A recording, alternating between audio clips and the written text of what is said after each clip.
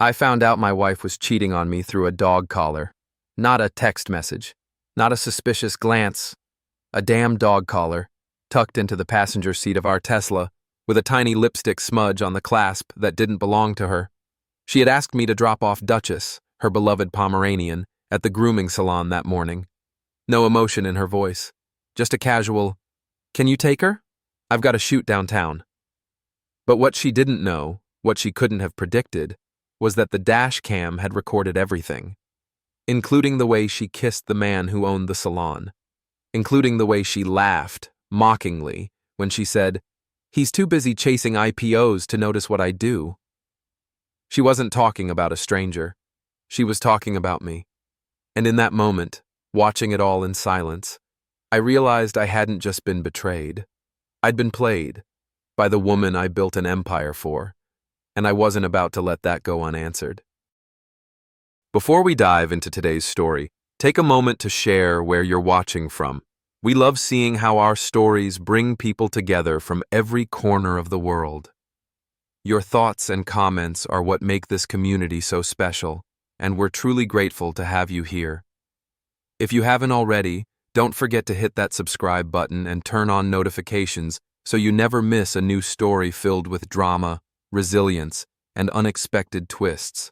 Now, settle in, get comfortable, and maybe grab your favorite drink because this is a tale you won't want to miss. Let's get started. I didn't know a simple favor would unravel my entire life. It started like any other Tuesday. I was 3 sips into a cortado when Roxanne breezed into the kitchen, phone in hand, barely glancing at me. Her voice was cheerful, effortless. "Hey babe, could you drop Duchess off at the groomer today?" she asked. "They're expecting her at 10. No kiss, no eye contact. Just her glossy lips talking to a camera while she adjusted the framing for her latest story post. Her focus wasn't on me. It hadn't been for a long time. I just hadn't admitted it. It was such a small thing, taking the dog to the salon. Something I'd done before, something any husband might do without thinking. And at that moment, I didn't. I nodded, half distracted by a Slack notification from our East Coast investor call. Roxanne placed the leash in my hand, kissed her phone, not me, and floated out the door in her typical curated elegance. I didn't know yet that everything she asked me to do that morning was a lie. By 9:55 a.m., I was behind the wheel of my Tesla, Duchess panting softly in the passenger seat, her fluffy white ears flicking with each bump of the road. Traffic on Embarcadero was light. Morning light poured over the bay like a silk curtain. I'd done this drive a dozen times, but something about that day made me check the dash cam's saved recordings.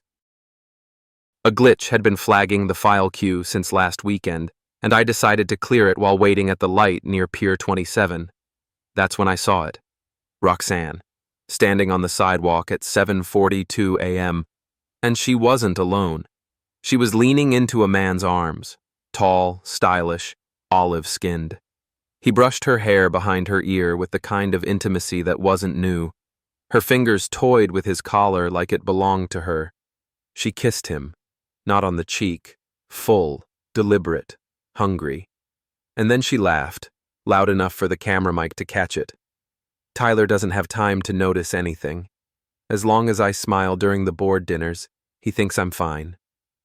I felt it in my chest first, a slow, crushing coil behind the ribs. My grip tightened on the steering wheel as her words rang through the cabin, clearer than any investor pitch I'd ever sat through. I hit replay 3 times, and then Duchess whined. I looked down at her. Even the dog looked uncomfortable. The salon was only 3 blocks away, but I pulled over. My hands were trembling. I sat there in stunned silence, watching the footage again. Watching her lie. Watching her laugh. Watching her forget me. I knew the man's face. Teo Lucent, the owner of Lucent Touch, a boutique grooming salon that catered to San Francisco's elite, a minor influencer in his own right. We'd met briefly at a launch event for Roxanne's skincare line 6 months ago. He wore a silver mesh shirt and nail polish, said something vaguely charming. gave me a handshake meant for photos, not connection. Teo had smiled at me the same way he probably smiled at waitstaff and drivers. Glossy and hollow. That's who she was seeing behind my back. And she thought I wouldn't know. She thought I was too busy with funding rounds and valuation models to notice the way she'd started avoiding real conversations. The late-night photo shoots. The overseas wellness retreats that never produced a single invoice. The way her eyes moved past mine in public like I was just another investor. She was right. Until now. I arrived at the salon at exactly 10:04 a.m. It was pristine, floor-to-ceiling glass with pastel tones and designer fixtures. It didn't look like a place where affairs happened, but I'd already stopped believing in appearances. The receptionist, young, nervous, froze when she saw me. Her name tag said Raven. She smiled with the kind of polite fear reserved for lawyers and husbands. "I'm here to drop off Duchess," I said, unclipping the leash. "Roxanne scheduled her?" She nodded quickly. "Yes, Mr. Ryder. Of course. We have Duchess down for the signature touch package, bath, blow-dry, and paw pad therapy. It should take about 45 minutes. Her voice trembled slightly on the word Mr. I handed Duchess over and walked to the front window. The salon interior was minimal but opulent. White marble counters, copper accent lights, and scent diffusers that cost more than rent in the Mission. The back door to the grooming suite opened.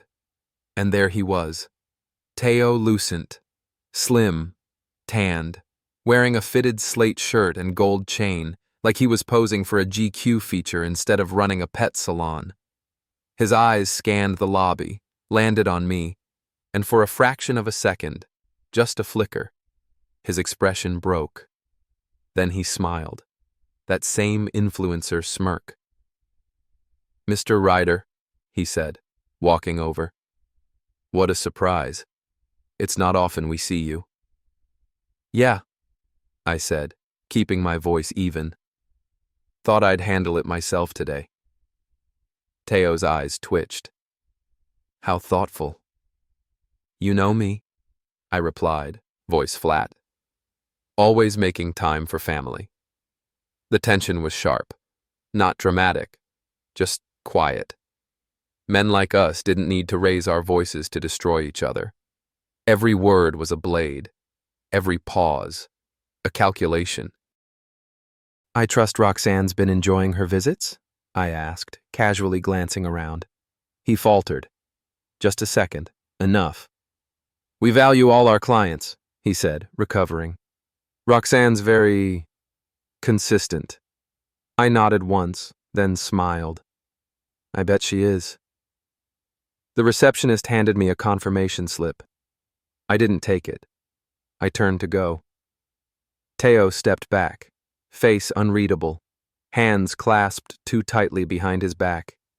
The second I stepped outside, I didn't feel rage. I felt focus. My world hadn't ended. It had clarified. In one morning, I learned two truths. My marriage was a facade, and I had all the leverage now. I walked 3 blocks without thinking, the San Francisco wind sharp in my collar. My phone buzzed with a text from Roxanne. "Thanks again for taking care of Duchess, babe. You're the best." The gall, that was her game. That was her confidence. She thought I wouldn't check. She thought I'd just do what I always did. Protect the brand, stay too busy to care, and let her build a second life under my nose. She was wrong. By the time I got back to the penthouse, my hands weren't shaking anymore. I poured myself a scotch, midday, no ice, and I opened a folder labeled Roxanne Unfiltered. Not rage, not reaction, just truth. She handed me the trigger. Now I was building the weapon. The silence in our penthouse was deceptive. On the surface, it was serene. Glass walls overlooking the bay, a soft hum from the climate control system, the distant echo of seabirds. But beneath it pulsed something volatile.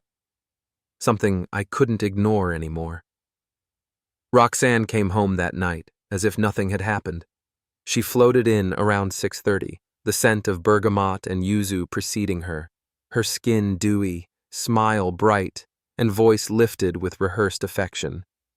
"Hey, babe. You won't believe what happened at the shoot," she said, kicking off her heels and dropping her Celine bag on the counter like it wasn't worth more than most people's rent. The lighting crew totally botched the mood board, so I had to take over. Honestly, sometimes I think I should direct these things. I stared at her from the breakfast nook, scotch glass in hand, laptop open in front of me. The same video from the dash cam was paused on the screen, Teo's fingers still resting behind her ear, but I hadn't turned the screen toward her. Not yet.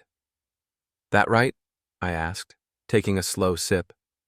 "Sounds like a full day." She leaned down and kissed the top of my head.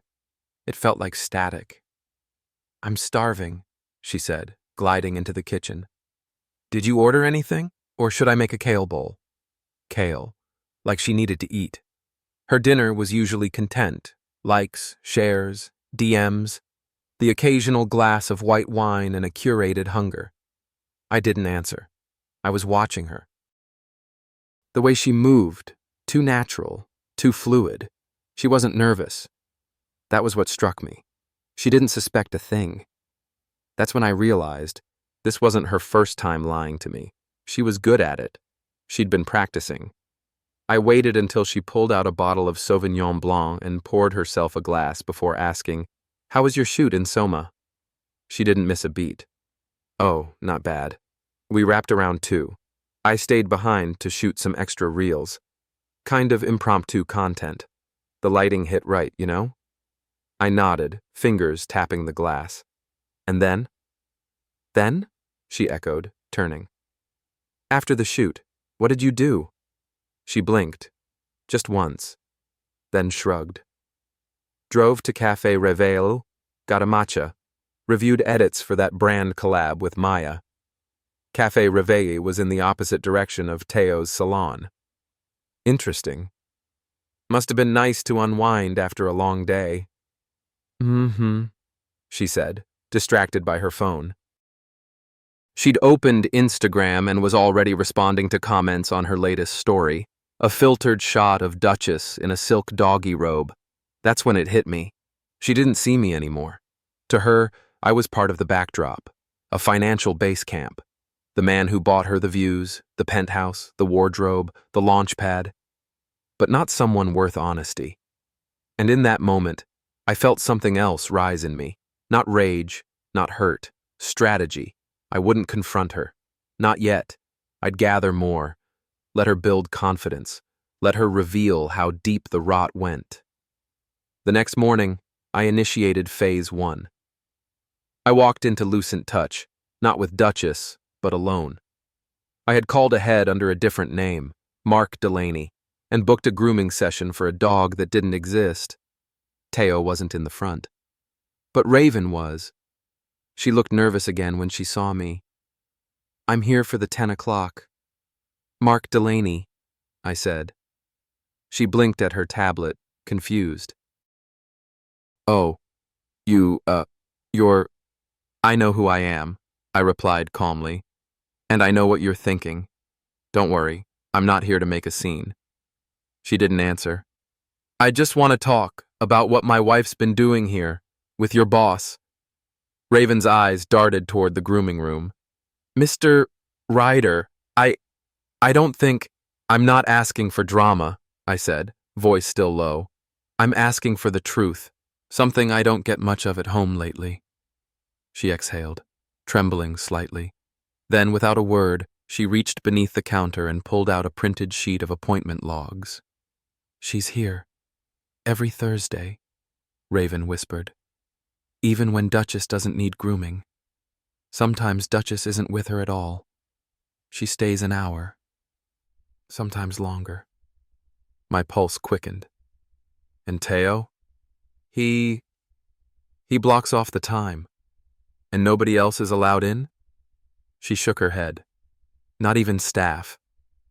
I leaned in slightly. Has this happened with other clients?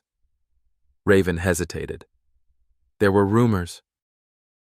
But with Roxanne, it was different, intimate.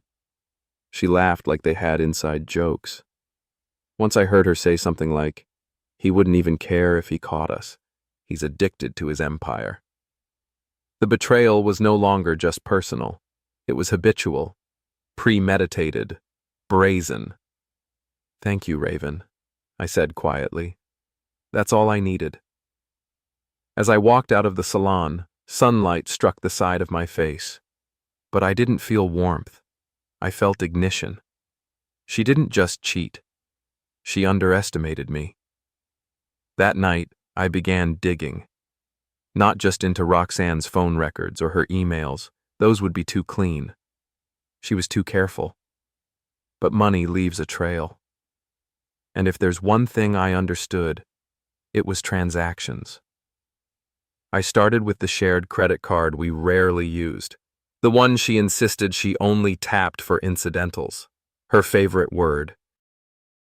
Within 30 minutes, I found charges to obscure vendors, luxury car rentals, a boutique florist not far from Teo's salon, private massage bookings on Wednesdays, always under a different name. Livia Dane, a name she once joked would be her alias if she were ever a spy or something. How poetic. I ran that alias through a background check system I'd used during vetting rounds for high-level hires. It didn't turn up much until I found a reservation. Hotel Nico. 2 weeks ago. A suite booked under Livia Dane, paid in cash with a note. Room scented before arrival. Custom perfume, the same scent she wore that night she came home claiming to be exhausted from her product shoot. This wasn't a fling. This was a double life, and I had barely scratched the surface. The hardest part was pretending to sleep beside her, pretending to laugh at her stories, pretending to not know what she really meant when she said, "We should do more spontaneous things together."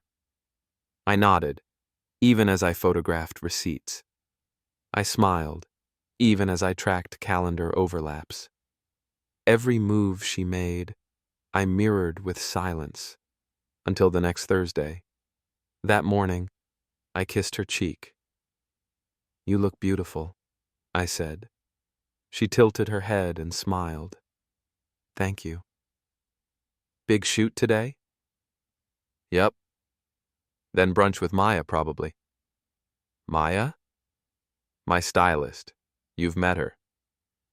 I nodded, even though I knew Maya was in Paris all week for a fashion summit. She left in her ivory Porsche, and I waited 10 minutes.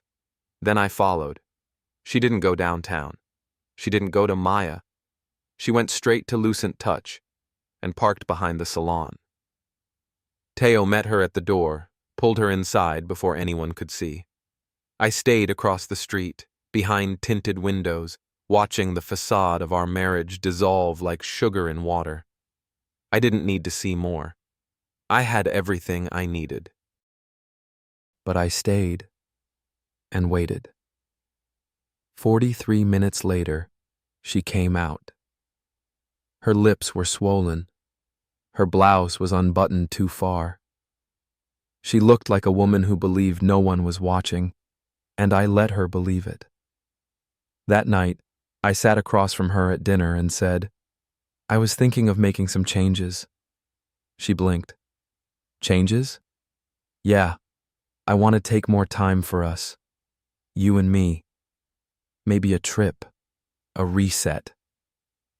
She looked stunned for a moment, then intrigued. "Really?" "Yeah. I feel like I've been too wrapped up in work." A small smile played at the corners of her mouth. "That would be nice." I smiled back. But what I meant was, I was done working on us. Now, I was working on me, and on how to win everything back. Starting with the truth. I always believed that power came from money, strategy, and information. But I learned something deeper the week after Roxanne's betrayal surfaced. Power is also silence. Control is the absence of reaction. The week after I confirmed her affair with Teo Lucent, I didn't rage. I didn't raise my voice or break anything. Instead, I sharpened every thought into a needlepoint. I memorized her tells. I timed her lies. I studied her as if she were a hostile merger target. And then, I began laying out my assets. We had built a life together. But I was the one who built the infrastructure, our businesses, our investments, our networks. She had the audience, the face, the branding. But the foundation, that was mine. That week, I began preparing to separate the illusion of partnership from the reality of control. It started with Duchess. I think we should get Duchess checked, I told Roxanne as I poured her coffee. Checked? Why? She asked, slipping on her oversized sunglasses. She's been limping a little. Thought it could be her hips. She barely looked up. I'll call Teo. No, I said calmly, wiping a drop of espresso off the counter. Let's use a real vet. She blinked. Excuse me? I said we should use a licensed veterinarian, not your, I paused, specialist. There was a beat too long of silence. Then she chuckled like I'd told a bad joke, but I caught the flicker of panic behind the frames. She knew I knew, but she didn't know how much. Not yet. That same day, I initiated a full audit of all our joint accounts. I wasn't worried about the prenup.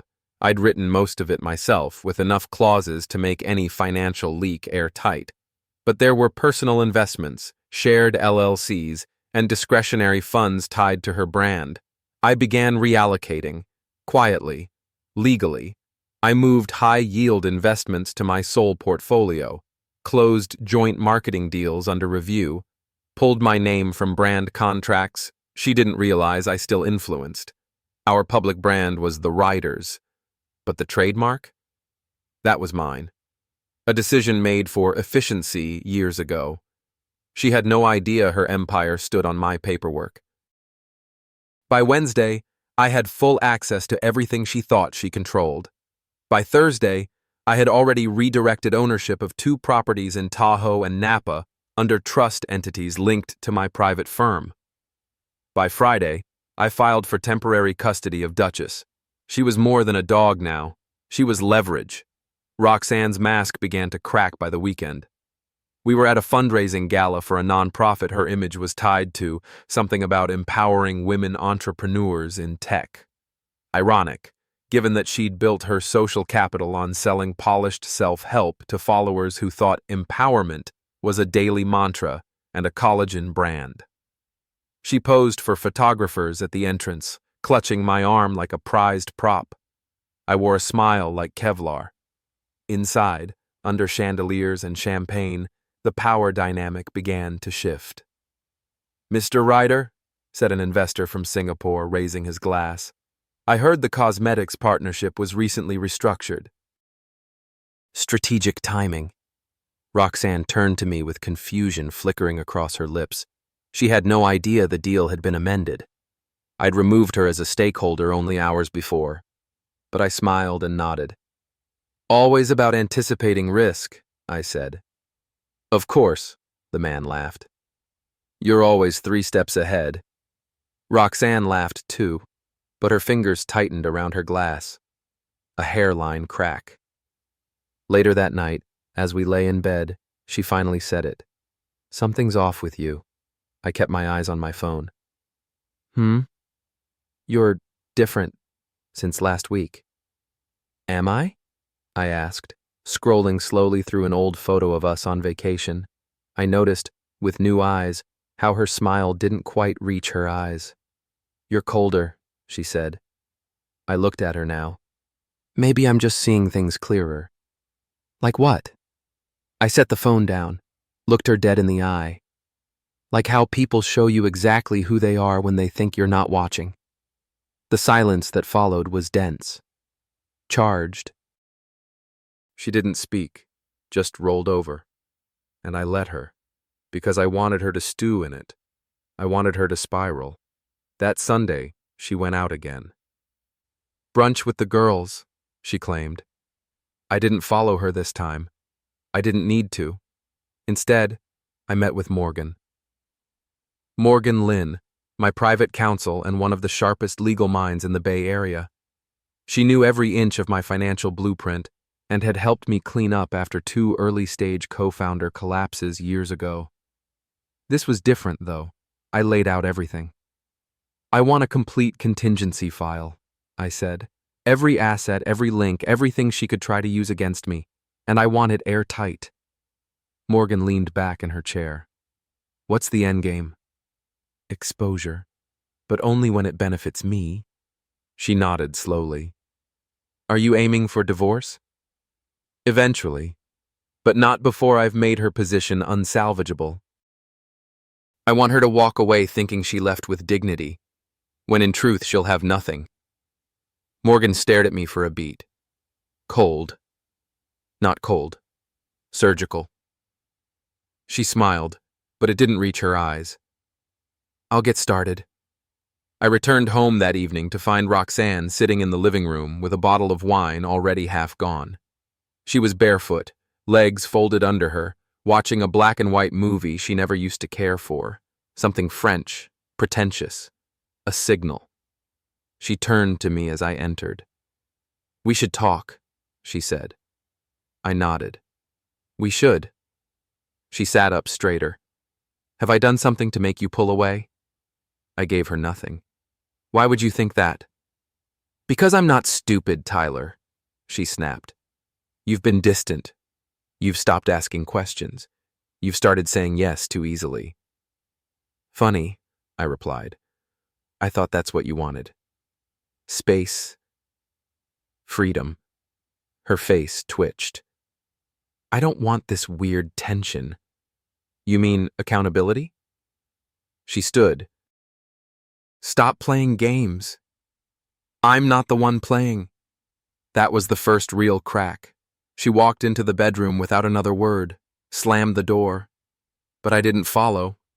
I wanted the silence to speak louder than anything I could say. By the end of that week, I had everything I needed. Photos, call logs, proof of financial dishonesty, and most of all, evidence that Teo had used funds from Roxanne's business to subsidize personal gifts. Gifts that could, in the right courtroom, constitute embezzlement if presented properly. She wasn't just a cheater. She was an accomplice, and I had every angle covered. The final step was subtle. I met Teo at a private wine tasting in Sausalito, a social circle crossover event Roxanne wasn't invited to. My presence there wasn't expected, but it was calculated. Teo stiffened when he saw me. I walked up to him calmly, drink in hand. I know, I said. He swallowed. Tyler, you don't need to say anything. I'm not here for that. His eyes darted around the room.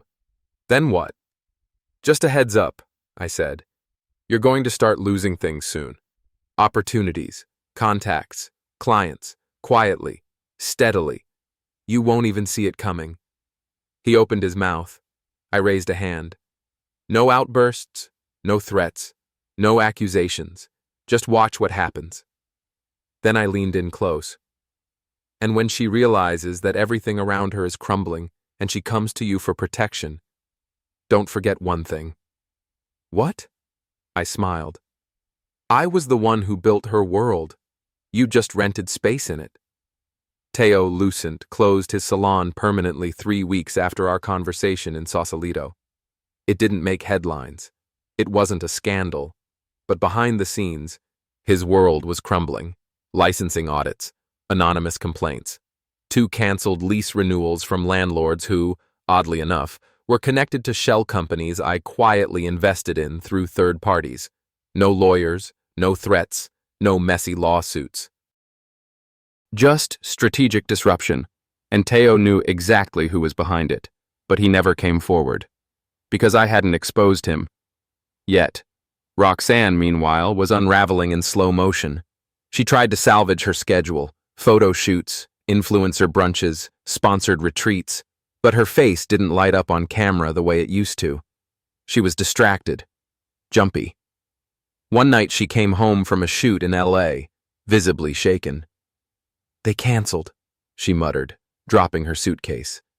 Glowwave dropped the contract, said the board had concerns about brand alignment. "I don't understand. There was nothing wrong with our numbers." I tilted my head. "That's strange. Do you think it's because I haven't been posting enough?" I shrugged. "Maybe it's because people are starting to see through the filters." She flinched. "What's that supposed to mean?" "It means branding can only hide so much for so long." She turned away, silent. I didn't press. Let her wonder how much I knew. Let the paranoia rot her from within. I brought Juno Hayes into the picture next. He was quiet, watchful, nothing like Roxanne remembered him. But Juno had been waiting for this moment for years. He was the brother of Lucas Hayes, the man Roxanne had used and discarded before she met me. Lucas had taken his own life after a financial collapse, one that had been accelerated by Roxanne siphoning confidential startup data and leaking it to a competitor under a fake account. She'd walked away untouched. Lucas hadn't. Juno never forgot. And now, we had mutual cause. I funded his boutique investigative firm quietly, gave him access to digital trails I couldn't legally touch. He pieced together everything: emails, burner accounts, DM aliases, off-the-record meetings. It painted a picture of Roxanne not just as unfaithful, but as a repeat manipulator who used relationships for leverage, extracted value, then erased evidence like it was a brand reset. Juno compiled it into a comprehensive digital report, the kind that would bury her if made public. But we weren't going public. Not yet. Meanwhile, I turned my attention to the public image war. I booked an exclusive interview on a podcast Roxanne had once mocked for being too tech bro, not enough vision. But their audience was large, loyal, financially literate. I spoke about ethics in tech, the cost of loyalty, and the silent cost of betrayal, not naming her, never pointing fingers. Just enough innuendo, enough truth that those who knew would know. By the end of the episode, the comments had exploded. "Sounds like someone's been burned bad. Whoever this woman is, she fumbled hard. This guy? Cold. Respect." It was exactly what I wanted. Narrative preceded, image cleaned, sympathy gained, all while keeping my hands clean. Roxanne grew more erratic. She accused the cleaning staff of misplacing her hard drive, accused the house manager of leaking her email, accused me, half-jokingly, of tracking her location. "Why are you being so passive lately?" she finally snapped one night. "You never argue anymore. You never even look angry." "That's because I'm not angry," I said, calm as a glacier. "I'm done expecting you to be someone you're not." Her mouth parted, and then she slapped me. Not hard, but hard enough. It was silent for a long moment afterward. "I'm sorry," she whispered. I didn't respond. I didn't need to. I just picked up my glass, walked to the window, and watched the lights of the bay reflect like broken glass. The next morning, she tried to apologize again. Tears. Trembling hands. "I'm just scared, Tyler. Everything's changing. My work, my identity. I feel like the walls are closing in." "They are," I said quietly, "because you built them yourself." That was the last real conversation we had. Morgan filed the initial proceedings 2 days later. Private, sealed, structured, not for divorce.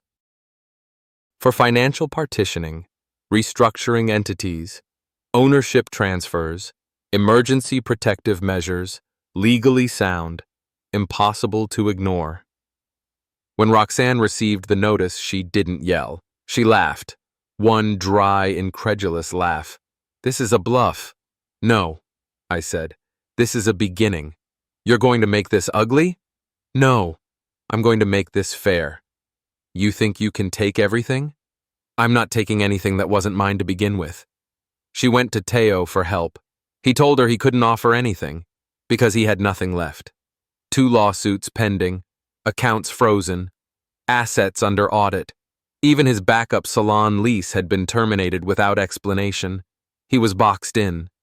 She screamed at him, apparently, called him useless, said, "I should have left with more when I had the chance." The irony was, she had already lost everything. She just hadn't realized it yet.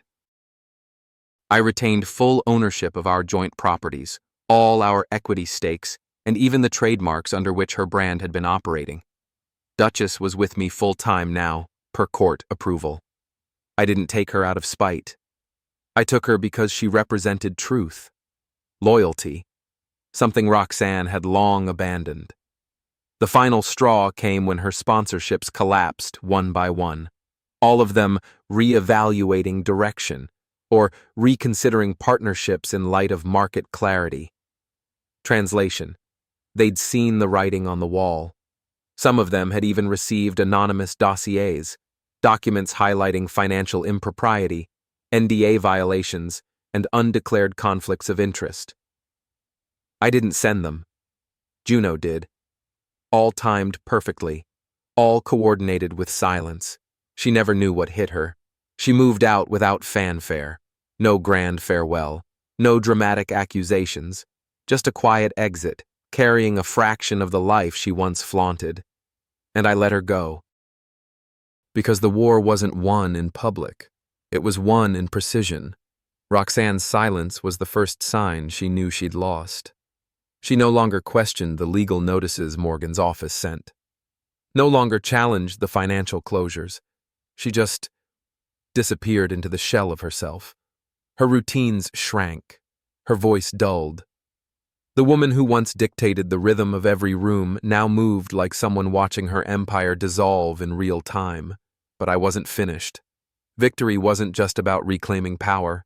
It was about displaying it. Measured, calculated, visible enough to make a statement, subtle enough to never be called cruelty. So I waited for the right moment.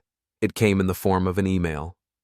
The gala at the Fairmont, hosted by Vonta Media, a streaming platform pivoting into celebrity-driven docuseries, was a cultural event. They were honoring digital disruptors of the decade. Roxanne had once been scheduled to co-host. Keyword, once. Her name was quietly pulled 2 months ago when rumors began circulating, mostly from anonymous leaks, about ethical concerns, ghost-written posts, and backdoor deals with sponsors. But Vanta didn't cancel her invitation. They just unseated her. The final guest list positioned her at a side table, grouped with fading influencers and third-tier wellness brands. Not as a host, not even as a featured guest, just another guest. Meanwhile, I was invited as a surprise keynote speaker. The irony was exquisite. I arrived solo, no entourage, no designer name-dropping, just a dark, tailored suit and presence. Whispers followed me through the entrance. There was Tyler Ryder, the clean brand, the steady hand behind 3 IPOs, the man who'd stayed silent through the collapse of his marriage while somehow emerging stronger. Roxanne was already there when I walked in. She wore emerald, a calculated attempt to project elegance and control. But it was too much. Her posture too stiff. Her smile strained. Our eyes met across the room. She looked away first. Good. The night unfolded like a slow, deliberate performance. When I took the stage, I spoke of integrity in branding, about building legacies on truth, about how silence isn't weakness, it's preparation. I never mentioned her, but everyone knew. Afterward, people swarmed me. Congratulations, admiration, invitations. A few subtle pitches from producers about turning my story into a mini-series. I declined. That wasn't the point. I wanted her to see it. And she did. She left early. A week later, Roxanne requested a meeting. It was the first time she'd initiated contact directly since the filings. We met in a private suite at the top of the Harrison. Neutral ground. lavish but clinical, the kind of place where truth feels forced to behave. She arrived late, hair flat, nails chipped, no makeup. I'd never seen her like that. She sat across from me and didn't speak for a full minute. Then, quietly, "You win." I said nothing. "You've taken everything." Still silent. "I was wrong, Tyler," she said, voice cracking. "I know that. I lied. I broke us. I ruined it." No deflection, no denial, only regret. Too late. I wanted, I don't know, attention. Something that wasn't curated. Something real. "You had real," I replied coldly. "And you traded it for attention." She nodded slowly. "I thought I was the star." "You were a spotlight," I said, "but I was the power grid." She looked up, eyes glistening. "So what now? You're going to ruin me completely?" I studied her. "No," I said. "That would make me like you." A beat passed. "I'm not going to ruin you. I'm going to let you exist. In the open, with everything exposed, and nothing left to pretend with." Later that week, I released a statement. Short, surgical. It acknowledged our separation, clarified our business divisions, and distanced my ventures from her brand, without blame, without venom. It was received with quiet praise.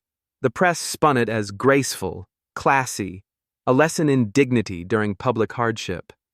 Roxanne's response: a vague Instagram story about shifting tides and learning to heal. The likes were low, the comments lower. Meanwhile, Teo officially declared bankruptcy. He attempted to pivot into a digital pet care brand. It failed. His reputation had sunk faster than the market could forget him. Juno made sure of that. Roxanne tried rebranding too. She launched a mini podcast, pitched a book deal about resilience, started a Patreon. None of it stuck. People didn't believe her anymore, not because of scandal, because of silence. No one trusts someone whose brand vanishes from the spotlight without explanation, and I gave no explanation. That was the art of it. As for me, I grew. Quietly, strategically. I opened a mentorship fund for first-gen tech founders, acquired 3 early-stage startups in fields Roxanne never understood. My name appeared in fewer headlines, but in more earnings reports. I also got full custody of Duchess. It wasn't about the dog anymore. It was about legacy. I wasn't raising a pet. I was raising proof that loyalty exists. The last time I saw Roxanne in person was at a park in Presidio Heights. She was walking alone, sunglasses large enough to hide behind, hoodie pulled low. She noticed me from a distance. We didn't speak. She just turned and kept walking. This time, I didn't look away first. Zoe Cantor's article had a longer half-life than I expected. At first, it moved quietly through niche tech publications and business blogs. Then it exploded, shared by productivity influencers, leadership coaches, founders, even a few Hollywood creatives. Everyone wanted to dissect it, repost it, pull quotes from it like scripture. But Roxanne? She said nothing, not even a tweet. It was the loudest silence of her career, a silence the world noticed. And I stayed silent too. I'd already said enough. The damage wasn't the point anymore. The truth had been documented, and that was all I needed. Still, the consequences multiplied. Her email list lost 32% of its subscribers within days. 3 more sponsors cut ties. One posted a statement saying, "We believe in transparency, and this partnership no longer reflects our values." That one hit her the hardest, because they had featured her in their national campaign 2 years prior. Her face had been on billboards, bus stops, and magazines. Now, it was being scrubbed out with quiet efficiency. One morning, Morgan forwarded me an email. It was from Roxanne's legal team. Subject: Revised settlement proposal. Urgent. She was offering terms. Softened ones. She was willing to forfeit the downtown condo. Relinquish her stake in the wellness app we'd co-launched. She even included a non-disparagement clause, something her lawyer had refused previously. Morgan's message was short. She's folding. I stared at the screen for a long time. There was no pleasure in it. But there was relief. Not because she lost, but because I no longer needed to fight. I didn't respond right away. Instead, I flew to Denver. A small conference on personal brand recovery was being held there, and a friend of mine had been invited to speak. I wasn't part of the agenda. I just wanted to sit in the back and listen, to learn, to hear what people were saying about resilience, identity, and reputation. During one panel, a speaker said something that landed like a punch. When your brand crashes, don't fix the image. Fix the pattern that created it. That line stayed with me for days, because that's what I'd been doing, quietly, methodically, not patching the surface, rebuilding from the wiring up, and it was working.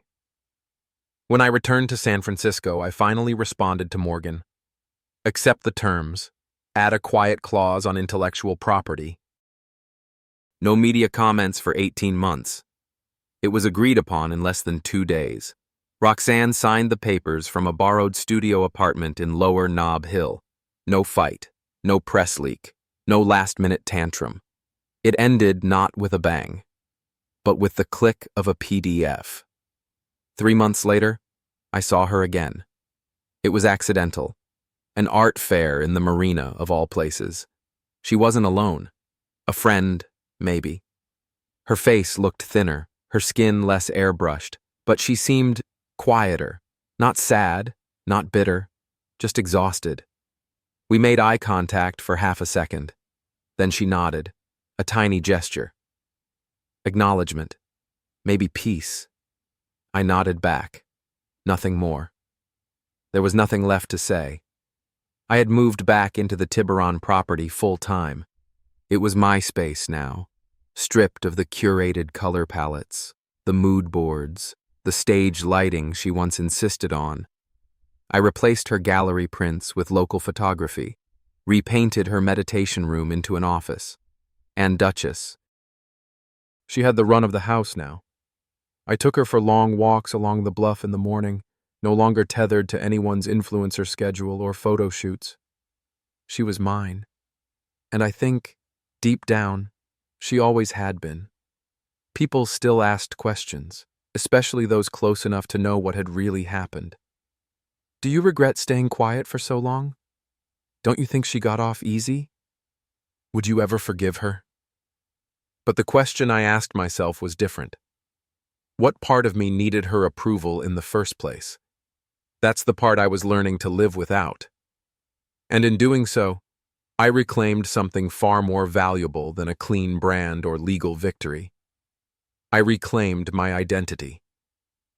One evening, I sat on the rooftop of a colleague's home during a small gathering, sunset bleeding across the water. Jazz in the background, conversations floating like wisps of smoke. A woman I'd met briefly before, Alex, sat down beside me. "You look lighter," she said, not flirtatiously, just observantly. "Lighter?" I raised an eyebrow. Like someone who stopped waiting for permission to breathe. I didn't know what to say to that, but I smiled, because it was true. That night, I wrote one last thing in my private journal. I'd kept it since the fallout began, not daily, just when something needed to be unburdened. The entry was short. I was not destroyed, I was revealed, and I still chose peace. Then I closed the journal and didn't open it again. 6 months passed. Not quickly, not slowly, just with the kind of rhythm that follows trauma, where each day is a quiet measurement of who you're becoming after everything you've been through. The storm was over. The dust had settled, and I had survived it. But surviving was only the beginning. I no longer checked Roxanne's socials. At some point, she had disabled or privatized most of them. A few rebrand attempts popped up under pseudonyms: Valico, Modern Poise, Inner Life Reset, but none gained traction. She had tried to become someone else. But the world didn't buy it. I didn't follow her failure. I didn't cheer for it. I didn't mourn it. I just moved on. I spent more time with friends who had stayed silent through the drama but present in the healing. The ones who didn't need gossip to offer loyalty. The ones who never said "I told you so," even when they could have. One of them, Julian, had known me since Stanford. At dinner one night, he asked, "You think you'll ever fall in love again?" The question came so casually, I almost didn't hear it. I poured myself a glass of water before answering. "I think I already am," I said.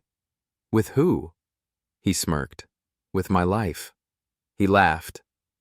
But I meant it. My work took a new shape. Not bigger, smarter. I became more selective with investments, more intentional with partnerships. I no longer chased visibility. I chased value. One day, I met a woman named Mira at a design roundtable in Seattle. She was sharp, grounded. She listened more than she spoke. We talked casually at first, then over coffee, then again, and again. She didn't ask about Roxanne. Not once. When I finally told her, months later, she said, "I figured it out, but it's your story. You tell it when you're ready." That's when I knew I was healing, because I didn't feel the need to explain everything. There were nights I still thought about Roxanne, not with longing, with reflection. She wasn't the villain of my life. She was the mirror. She showed me what I tolerated, what I forgave too easily, and what I gave away without questioning whether it was earned. The betrayal hurt, but the self-awareness it gave me, that was invaluable. One evening, I found myself back at the cliffside trail in Sausalito, where it had all started, where I'd first confronted Teo, where the mask had first slipped. The view was the same, but I wasn't. I stood there for a long time watching the water churn beneath the rocks. Duchess sat beside me, calm and still. She had aged, too. But she never left. I wrote a letter that night, to myself, to the man who had been blindsided by love, who had once believed that loyalty was guaranteed if you gave enough of it. Here's what it said. You survived because you learned. You won because you stopped needing revenge. You healed because you told the truth, not to the world, but to yourself. I burned the letter after reading it aloud. It wasn't meant to be saved, only felt. Later that fall, I gave a closed-door talk at a founders' retreat in Napa. They asked me to speak about leadership after personal loss. My first instinct was to decline, but then I remembered how many men sit in silence, thinking strength means stoicism, thinking that if they hurt, they must be broken. So I stood before them, and I told the truth about betrayal, about shame, about the temptation to retaliate, and the harder choice to rebuild with grace. When I finished, no one clapped right away. They just sat, thinking. That was enough for me. Roxanne sent one final message on New Year's Eve. It came through Morgan's assistant, not directly, a short note. Thank you for not destroying me. I didn't deserve your mercy. I hope you find something that doesn't ask you to shrink. I never replied, because forgiveness doesn't always need a return address. Sometimes it just needs release. By spring, my company launched its 4th platform. It wasn't flashy. It didn't need to be. It was efficient, quiet, profitable. Like me, I wasn't chasing applause anymore. I was building in silence, thriving in peace. Mira and I weren't serious, not yet, and that was okay. Because for the first time in years, I wasn't rushing. I wasn't trying to prove anything. I wasn't trying to fill a space left by someone else's departure. I was building something that didn't depend on validation, not from partners, not from press, just from me. One afternoon, I stood in the living room of the Tiburon house, the one I now truly called mine. The light filtered through clean windows. The furniture was rearranged. No more staged minimalism, just warmth. Books, music, and Duchess curled on the couch. I looked around. No cameras, no performance, no tension. Just a home, a life rebuilt, not reclaimed. This was never about revenge. It was about remembering who I was before someone else's ambition hijacked my identity, and rediscovering who I could be when I stopped outsourcing my worth. I once believed that love meant staying. Now I believe love sometimes means leaving, or letting go, or choosing yourself, not out of pride, but out of clarity, out of truth, out of growth. So if you ask me how the story ends, it doesn't. Because healing isn't an ending. It's a beginning you don't have to explain. And I'm living it, every single day. Sometimes the deepest betrayals don't happen in sudden explosions. They unfold in silence, in choices made behind closed doors, in glances that avoid the truth. And when they're discovered, they don't just shatter relationships, they shatter identity. Not because of who left or who lied, but because of the space they once occupied in the life you built. But from that rupture, if you choose to stay awake in the aftermath, comes something powerful: clarity. This story was never really about revenge, nor was it about exposure. It was about what happens when someone stops performing, stops explaining, and starts rebuilding from the ground up. Not to win back what was lost, but to remember what was never meant to be given away. Because we all give parts of ourselves away sometimes. In the name of love, or loyalty, or fear, we shrink, we edit, we adapt. Until the version of ourselves left in the mirror barely resembles the person we once believed we'd become. But the truth has a rhythm. And no matter how long we try to outpace it, it finds us. And when it does, we have a choice. We can collapse into bitterness, seeking justice through destruction. Or we can rise, quietly, intentionally, and choose something far harder: evolution. Healing doesn't always look like joy. Sometimes it looks like silence. Sometimes it looks like walking away without a dramatic exit. Sometimes it looks like rebuilding everything from the inside out with no audience, no applause, just a steady hand and a clear heart. And that clarity changes everything.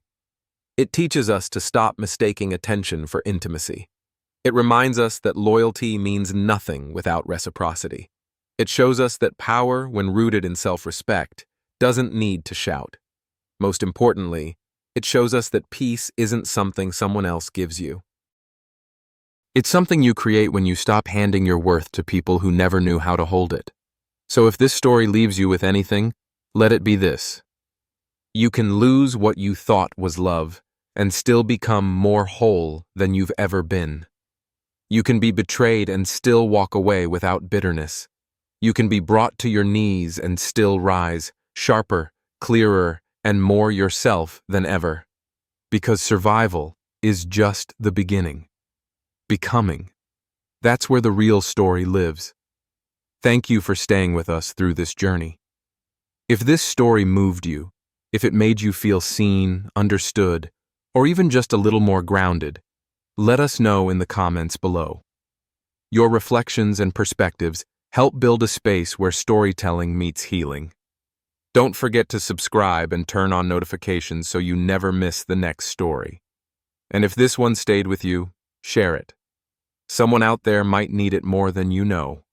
Until next time, take care of your truth. It's worth protecting.